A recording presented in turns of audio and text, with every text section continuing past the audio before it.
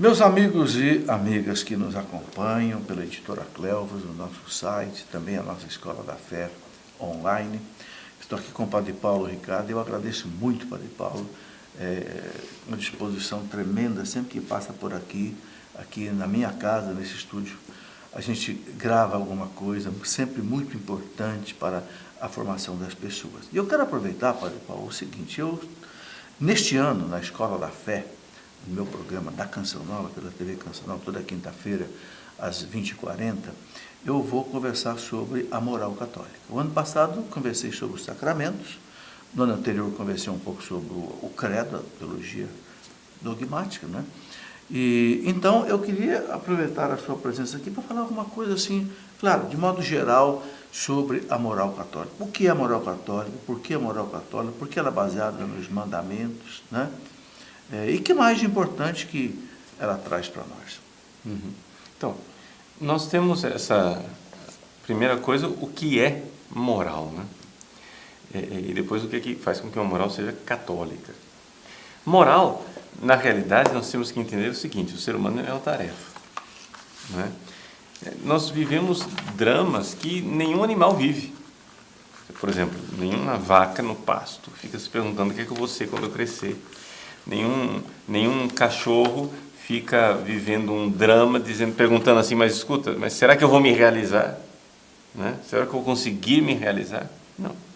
Só o ser humano tem essa realidade, essa tensão para uma realização. Eu nasço já ser humano, mas eu preciso, né, construir a minha humanidade cada vez mais. Então existem coisas que me tornam mais humano, e existem coisas que me destroem como ser humano. Sim.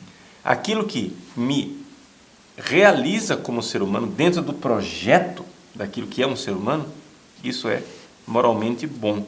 E aquilo que me destrói como ser humano é aquilo que é moralmente mal. Isso é moral, né? Então, a moral, ela admite que existe uma objetividade, né? Assim como o médico sabe que existem coisas que promovem a saúde e coisas que destroem a saúde, assim na moralidade existem coisas que promovem a realização do ser humano e coisas que destroem a realização do ser humano, né? Isso é a moral em geral. Agora, existe uma realidade que é a moral católica. Por quê? Porque quando Jesus veio ao mundo, ele encontrou um sistema moral que já existia no Antigo Testamento. Judeu, né? Os judeus, eles tinham o quê? Eles tinham a moral natural dos 10 mandamentos, tinha um sistema de leis cerimoniais, né? E tinha também um sistema de leis jurídicas. Jesus aboliu essas leis cerimoniais e as leis jurídicas e ficou somente com a lei, a moral natural, aquilo que é a natureza, a estrutura da natureza. A Igreja fala muito dessa lei natural, né, Padre Paulo? Ela é o fundamento da moral. Ela é, na realidade, a estrutura criacional, né? O que a gente chama de lei natural, na verdade, é o que? Ela é a verdade do projeto inteligente de Deus que fez as coisas. Deus é inteligente, ele faz as coisas de forma inteligente, e então a lei natural é aquilo que, dentro do projeto criacional de Deus, que fez o ser humano, é aquilo que funciona, aquilo que não funciona. Eu tenho, vamos supor, você pega aí, você está vendo o seu computador, seu celular, etc. Tem coisas que o engenheiro que bolou o celular diz: olha, isso aqui funciona, isso aqui não funciona. Se você pegar o seu celular e colocar debaixo d'água, provavelmente ele vai, né, parar de funcionar. Claro. Porque não foi feito para isso. Então existem coisas que realizam o celular, tem coisas que destroem o celular. Claro. Né? Então existe um projeto, e essa é a lei natural. Agora, o que é que faz com que essa moral seja especificamente católica?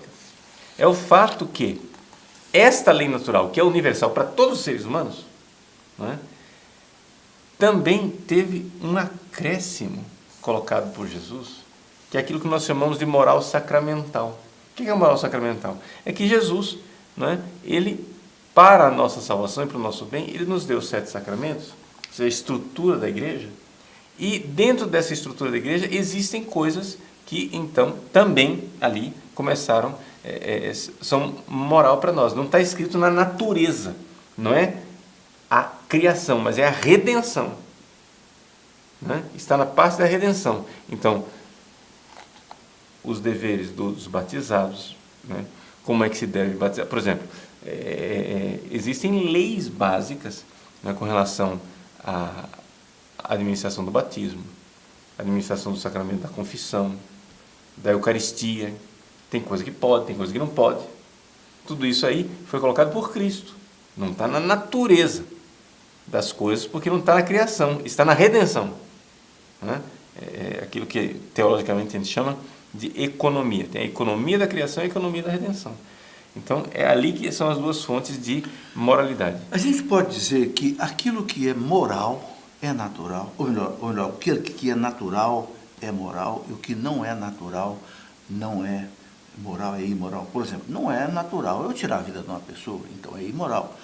A igreja diz, não é natural, por exemplo, um casal ter um ato sexual e impedir a concepção artificialmente. Então, não é moral. Sim. É válida exatamente essa Sim. reflexão?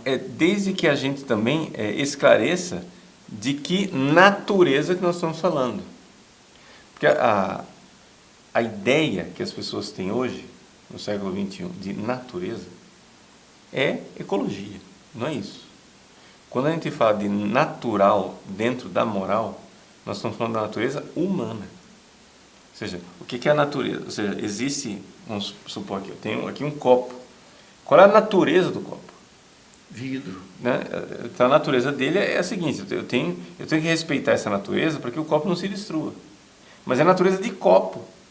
Então tem coisas que eu não posso fazer com o copo, senão ele vai quebrar. Sim. Já essas coisas que eu não posso fazer com o copo, eu poderia fazer, sei lá, com uma pedra, ou com um cabo de vassoura, entendeu? Que são naturezas diferentes. Então, qual é a natureza do ser humano? Né? Porque senão as pessoas ficam dizendo assim, não, mas os animais fazem isso, por exemplo, os animais são promíscuos, o animal não tem família. Né? Ou seja, o macho ele vai com qualquer fêmea que esteja disponível. Sim. Ah, isso é natural, tá vendo? Sim, mas é a natureza do animal, não é a natureza do ser humano. Sim. A natureza do ser humano tem alma. O animal ele não precisa de família, porque ele não precisa aprender coisas. Né? Já nasce sabendo tudo. O animal até mesmo pode aprender algumas coisas, mas ele não consegue transmitir o que ele aprendeu para os filhos. Nós conseguimos. E a educação exige família. Tem inteligência. Exato, exige família. Né? Então essa é a natureza. Né, agora, Padre Paulo, o grande conflito é o seguinte, eu até escrevi um livro, Jesus, Sinal de Contradição. Esse livro aqui é uma coletânea de coisas, de brigas do mundo contra a igreja. Aborto, eutanásia, bebê de proveta, inseminação artificial, ideologia de gênero. Esse livro deve ter uns 6, 7 anos, já falava de ideologia de gênero. Bom, Jesus foi sinal de contradição e foi pregado na cruz por isso. Né? O mundo daquela época dele ali não aceitou também por inveja. A igreja continua hoje, claro, a igreja é o corpo de Cristo, a igreja é o braço de Cristo prolongado na nossa história. Por que esse mundo briga tanto com a igreja? É porque exatamente quer tirá-lo do seu comodismo egoísta. Né? Nessa visão de moral, né? de natural, por que esse mundo não quer seguir a natureza que a igreja pede para seguir a natureza humana? Porque existe desde o início, né, com Adão e Eva, lá no pecado original, já há no coração do homem essa ideia de que Deus é um estraga-prazeres.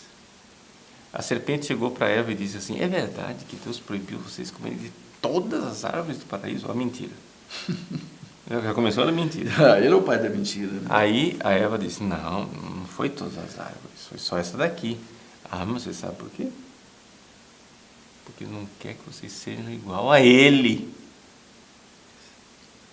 E a partir daí, todas as proibições, as leis, ou seja, a árvore do bem e do mal, o que era?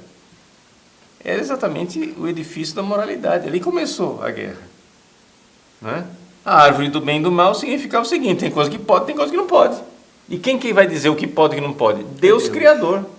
Não sou eu, né? Não sou eu. Não é Mas criatura. a partir do momento em que o homem pega o fruto da árvore do bem e do mal, ele quer dizer, no lugar de Deus, O que é o bem e o que é o mal. O que vivemos, o que vive a nossa ele sociedade. ultrapassou o limite da criatura humana e entrou na seara de Deus. Exato. Uhum. É muito interessante.